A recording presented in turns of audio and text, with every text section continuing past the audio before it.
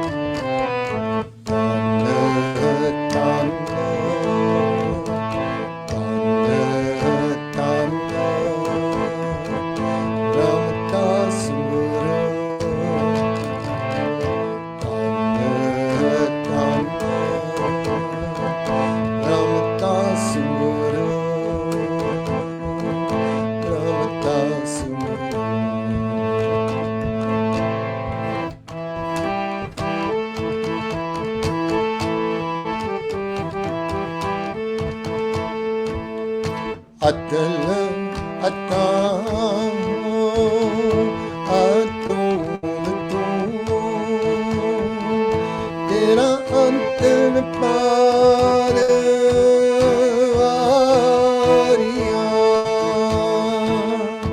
Atal Atal Atul Tera Antan Parvariya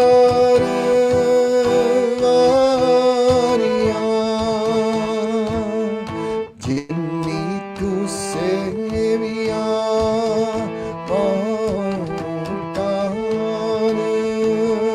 se tun par utariya Jinni tu seviya Pautan se tun par utariya se tun par utariya se tun par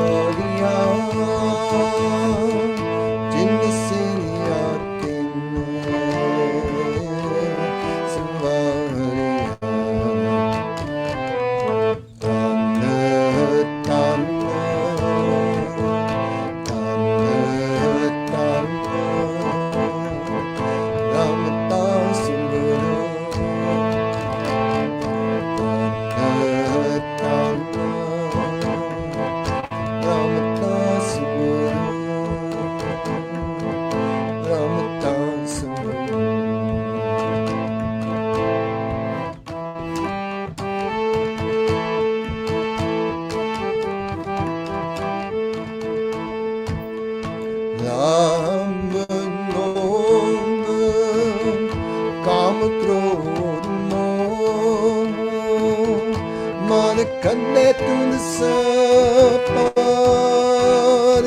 वारिया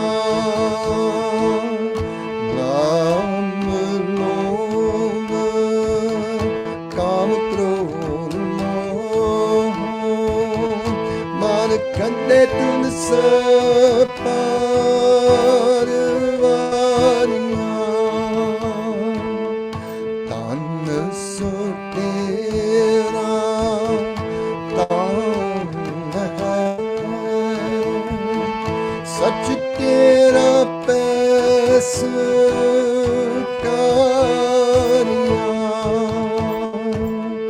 तन सो तेरा तन है सच तेरा पैस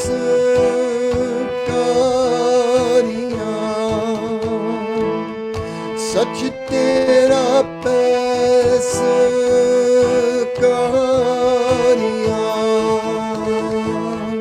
सच तेरा पैस तन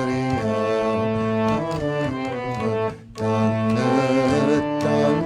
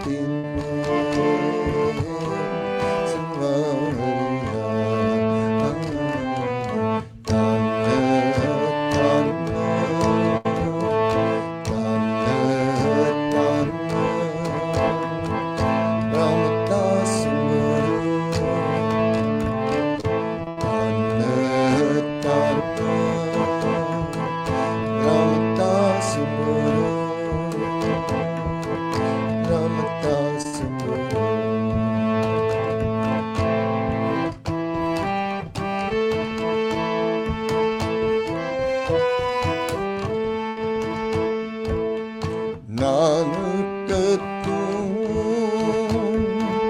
रहना तू है गुर अमृत विचारिया नानक तू रहना तू है गुर अमृत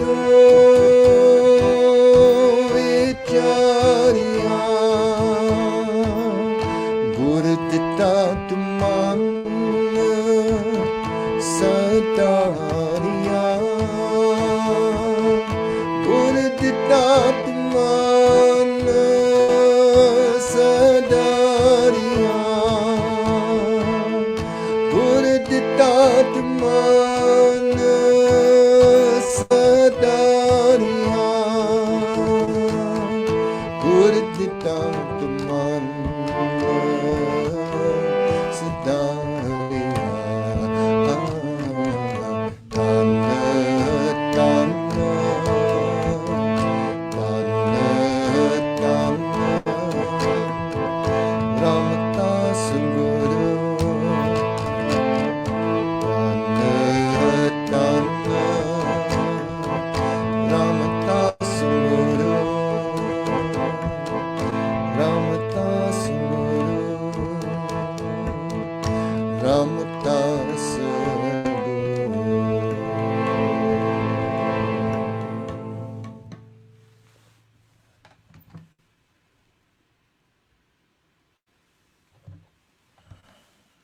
वाहिगुरु जी का खालसा वाहिगुरु जी की फतेह. All right. Hope you're all doing well. And I'm going to move the laptop a little closer here so I can see more clearly who is joining us.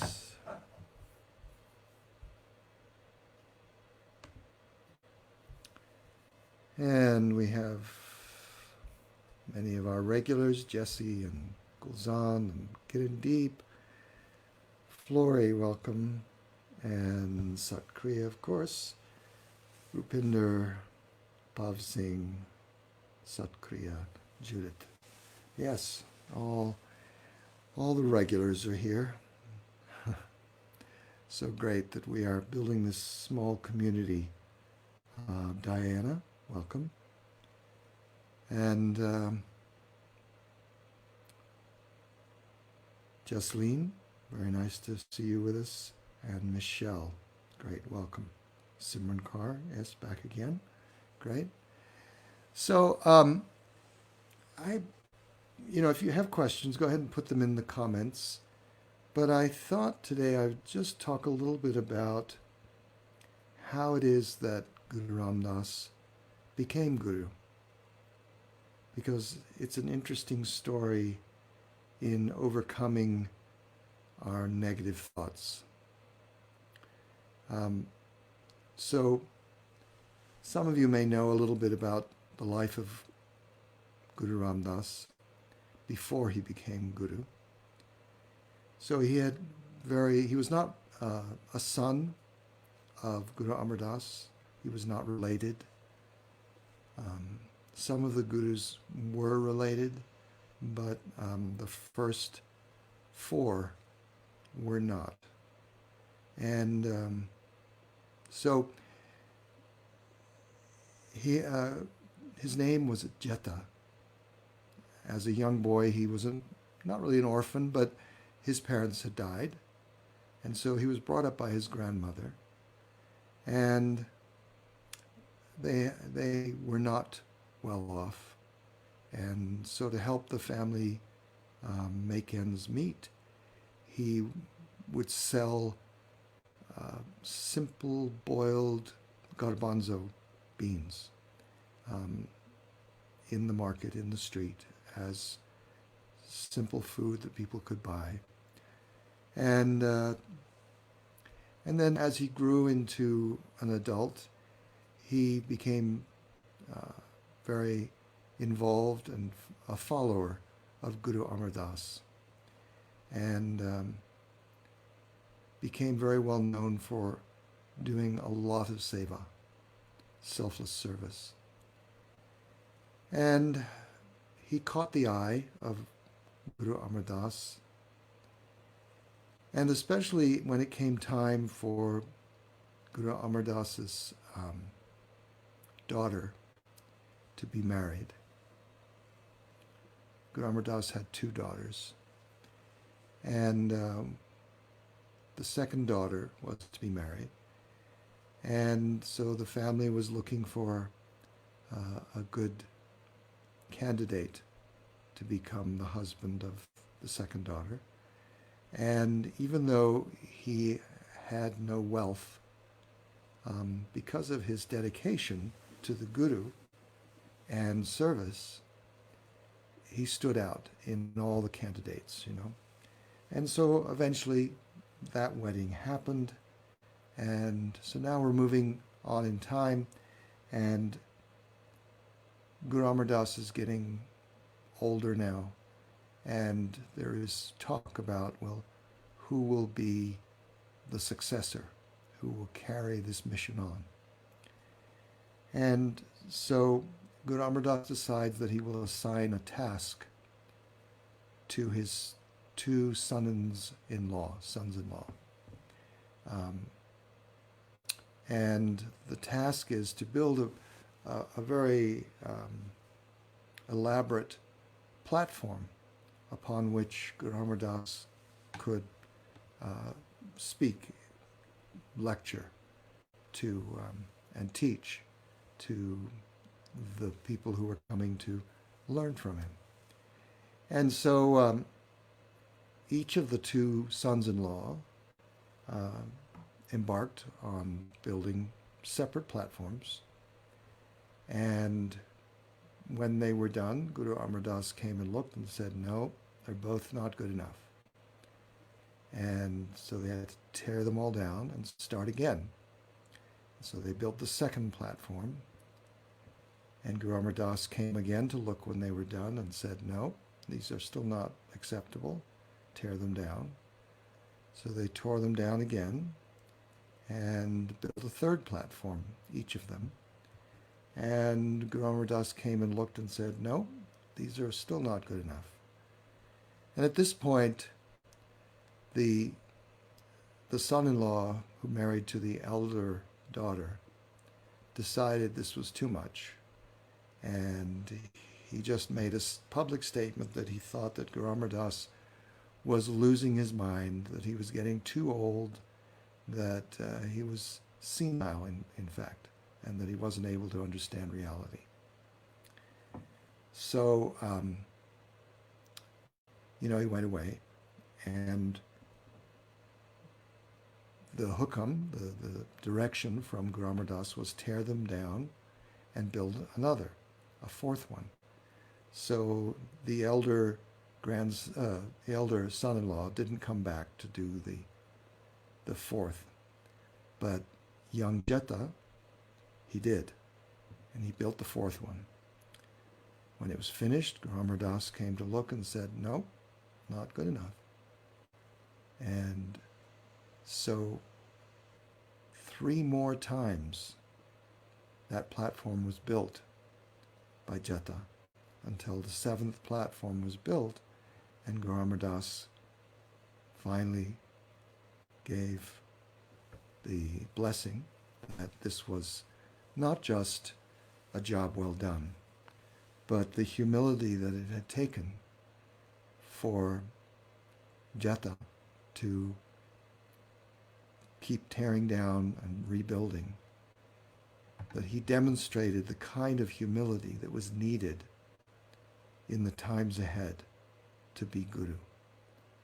And so it was at that time determined that Jetta would be renamed Ram Das, because it means Ram is God and Das is servant, servant of God, meaning the most humble, and so he had demonstrated that in that exercise of having to tear down 6 other platforms before building a platform that was accepted.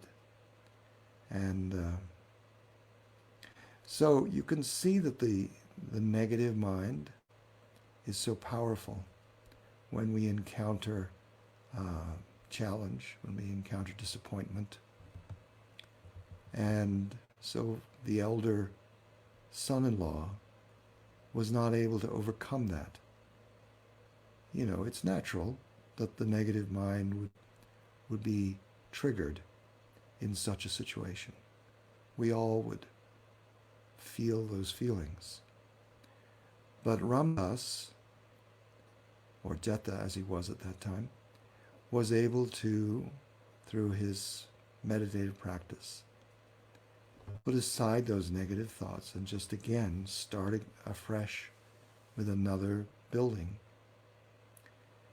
And, I hear people talk about how challenging the times are right now. In the challenge with COVID-19. And I am definitely understanding and embracing that view. However, there are a lot of people who just throw their hands up and either convince themselves that it's not real, or they convince themselves that they are so strong that it would not affect them. And I think that's the most selfish of all. That's the most selfish position. That they have come to a decision about how they think they will survive that, so why be worried? And yet what they don't understand is that without knowing, as they go out, they could become exposed. They could have mild or no symptoms, but they could be moving around through various situations as a carrier and infecting others who may become very seriously ill or even die. And so I don't have much support for people who cannot see that their actions potentially will impact many people, and that we're seeing that, it depends when you watch this program, but currently we're seeing this phenomenon happening out in the United States, where people just seem to have never encountered the idea of self-discipline. You know, that they just want what they want, and therefore it should be that way. And that is a very adolescent kind of perspective. And it's really disappointing to see that in people. It had been my, and it still is, my hope that this time of COVID-19 would be an opportunity for people to start paying more attention, and I think many are, to what's going on within them, and to reevaluate and question. Certainly in the context of what we're seeing in the streets with demonstrations against racial injustice. You know, that's a huge wake up for many of us who for too long, denied that the problem was real or that it was anything to be upset about. And clearly we were wrong. And so this is a tremendous adjustment of consciousness that's happening around race and around racism. But there seems to be a whole other discussion that we haven't gotten to yet about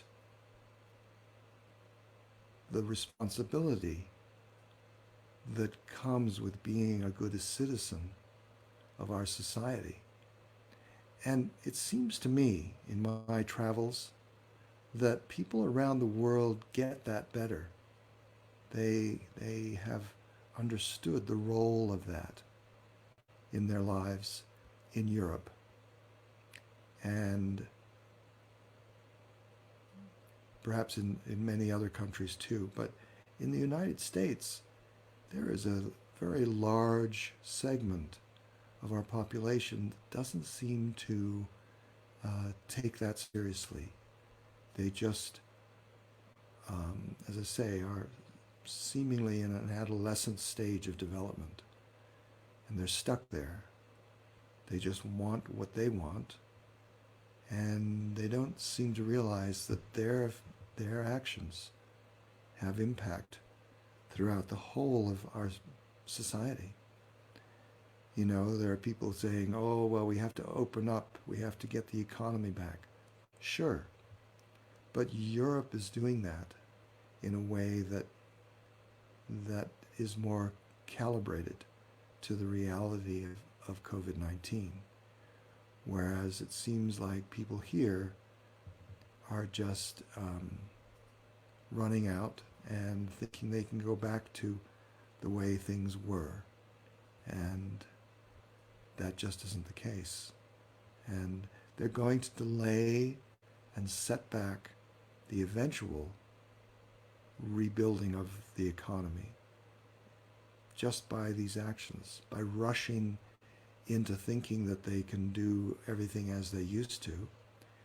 They not only endanger lives, but they're going to set back what they think they're accomplishing, which is the rebuilding and reopening of the economy. They're going to set that back even further. So it's really sad. And just from a spiritual perspective, you know, I can sort of sit here and feel an emotion about all that. But in reality, it's a great learning moment. It's a great learning moment to notice within ourselves, well, where is that feeling of wanting to disengage from responsibility? Where is that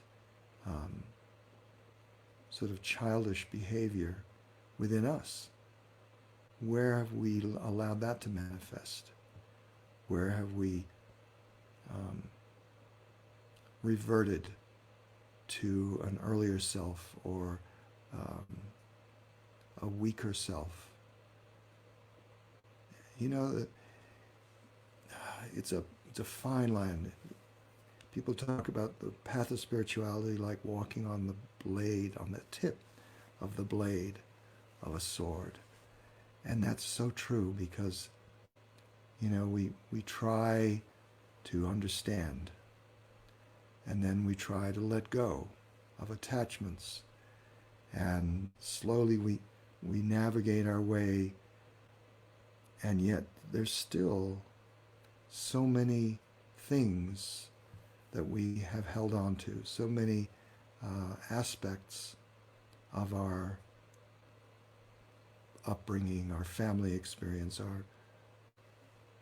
our struggles as a youth, as a child, the wounds that we carry, and therefore the reactions to those wounds, which as a child could be one way, but then as an adult, we have to see them differently. You know, it may be appropriate at the time, or at least understandable at the time. As a child, if you if you are wounded through an experience, that you are outraged and angry and collapse into an emotion of despair, right? But as we get into adulthood, we should at least have acquired some amount of self-discipline to be able to pull back from that collapse, pull back from the easy emotions that are right there, and look a little deeper into whatever that situation may be, and make a choice, a conscious choice, not from the positive or negative mind, but from the neutral mind. A choice that is about a bigger perspective, a deeper understanding. And so this moment in our current history is a teaching moment for us to be alert, to make every choice going forward now with deeper understanding, a vision that has a further reach than just my immediate needs, but looks down the road and looks out as well. Not just my needs going into the future and, out, but rather what's going on around me. What are we all experiencing? What do we all need right now? And so, fortunately, we have tools. So we realize that we need community. And we can't always, rely on just our family for that. Many of us have self-isolated into our family groupings. And that's wonderful on some levels, but it also puts a lot of pressure on those particular relationships. Children, they are children, and we have to remember that. We can't expect too much of them during this time. We have to give them attention, and then give them alone time, give them some space to move, get them as many opportunities to move around outside, those kind of things, obvious. But we also have to be not too demanding emotionally on them. They can't be replacements in all respects for our social interaction. We have to be measured within our family.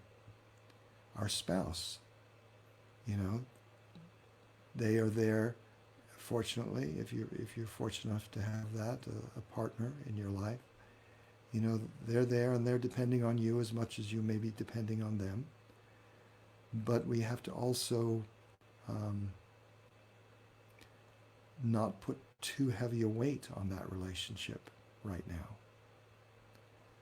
because it's hard when you feel like you have so much of your own stuff to deal with, and then your partner has a lot of expectations that you will listen 24/7 to what they're going through. Sometimes it's better if each partner has 2 or 3 friends they can talk to, FaceTime or on the phone, that not everything needs to get processed in the primary relationship of partners or spouses. So this is a time where we need to learn that self-discipline and not just collapse into the emotion of frustration or anger or sorrow or whatever it is. And those are all genuine feelings and understandable. But, we have to be measured right now, because the other person in your life has their stuff. And if you put all your stuff on them, that's just not fair. So we each have to carry our weight, carry our own water. And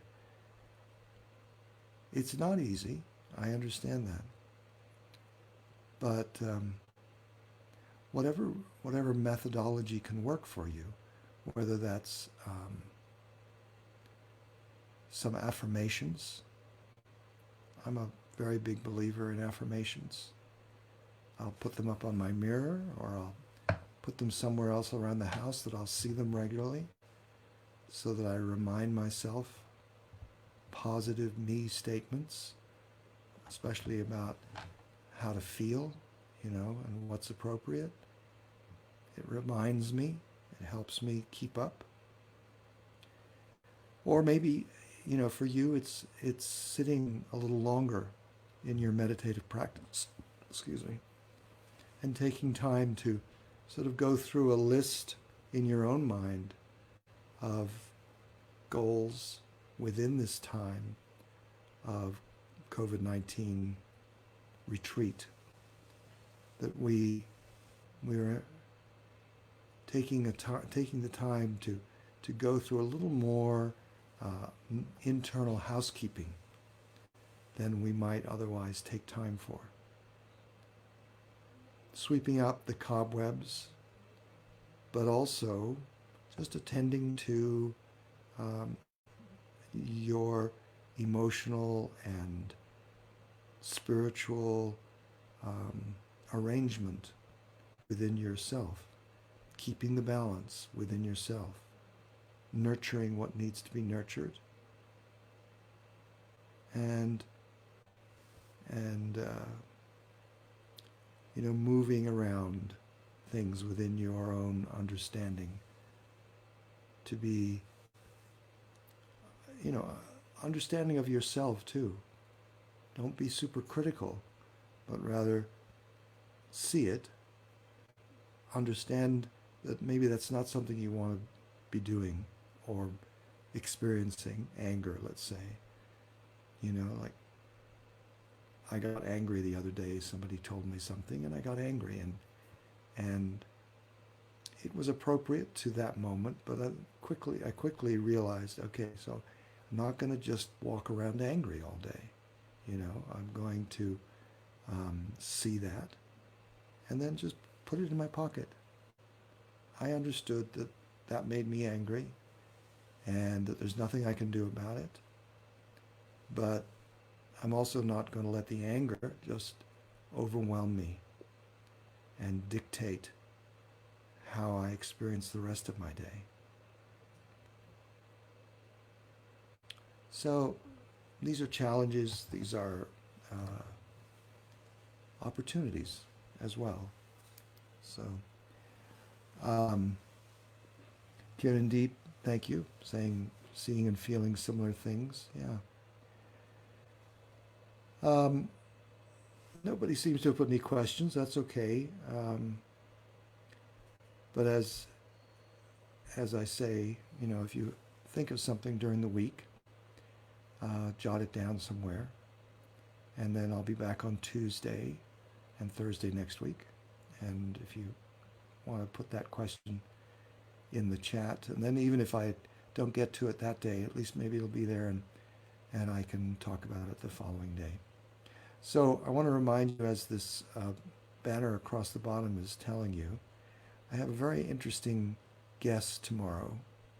His name is Kirit Singh, and he's a young man who's done a lot of research into early kirtan styles, and he's done research by going actually throughout parts of India and Pakistan and talking with various,